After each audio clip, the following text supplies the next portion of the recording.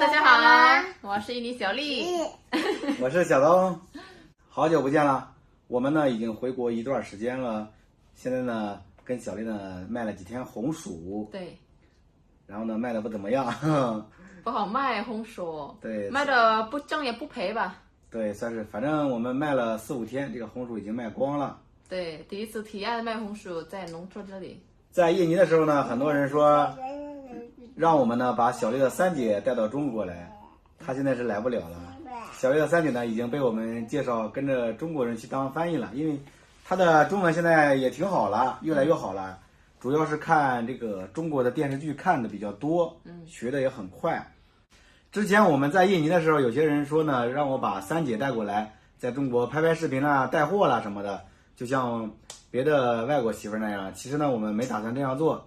我跟小丽呢，打算呢让三姐呢跟着中国人干干，锻炼一下这个中文的口才。以后呢有机会呢当一个高管，因为现在呢印度尼西亚越来越多的工厂都是中国的老板投资的，他们大量的需要这些会中文和印尼语的人才。所以呢，我想把我的三姐呢，就是培养成一个这样的人才吧。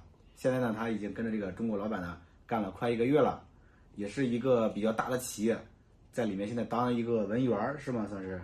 就是前面看的那个。对，负责呢翻译。我听说呢是还要接待当地的一些部门的检查，这样协调一下。这个工作也挺好的，挺锻炼人的，比把他带到中国来在这儿卖货啦、什么拍视频啦要强，因为他跟着我们干呢，他毕竟是跟着我们干才赚钱。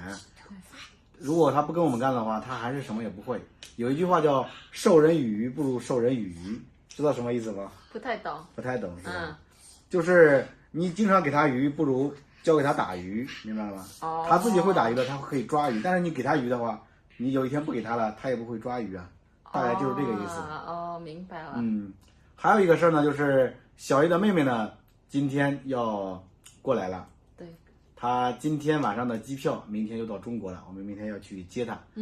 小丽的七妹吧，在家排行老七，叫俊逢。对。她呢，当时在马来西亚工作的时候呢，经常跟小丽聊天，说想来中国看看，想来中国旅游旅游。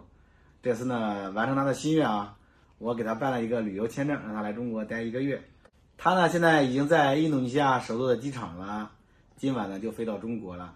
一会儿呢，我们给她打个电话，看看她拿到票了吗？对。她是一个人来的啊，当时问她敢不敢来啊，她说敢来。我其实是想让一个中国人带她过来的，有一个中国人刚好下个月要过来，但是呢，他迫不及待的想来中国，所以呢，他说自己敢来，就让他自己来了。对。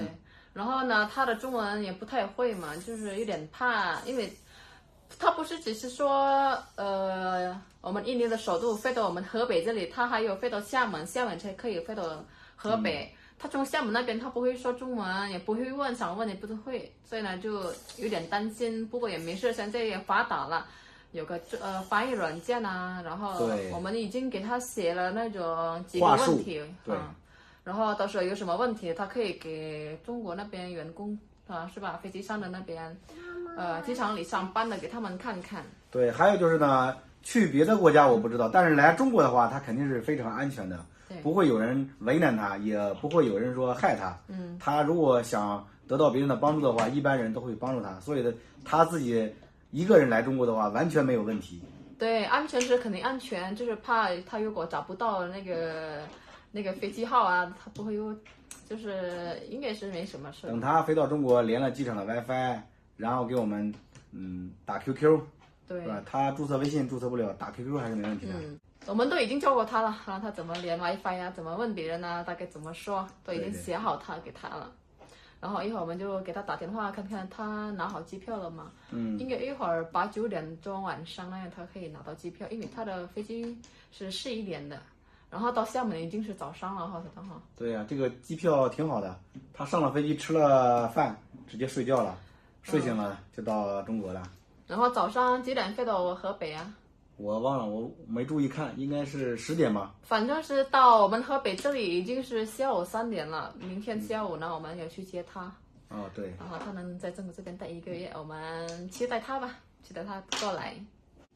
我现在已经给我妹妹打上电话了，她现在正在等等拿票吧，因为现在还是比较早，11点的飞机应该8、9点就可以拿到票了。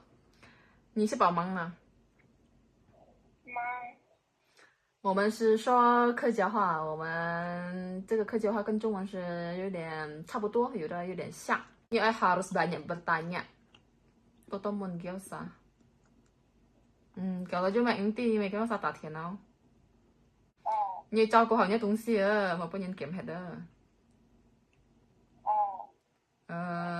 最重要的是你要护照啊。你下背的harus 有钱再先给。好了，今天视频就到这里了。明天我妹妹就到中国啦，我也是很开心，我们能团聚在一起。但是她只能在中国1个月。那今天视频到这里，感谢大家的观看，我们下个视频再见，拜拜。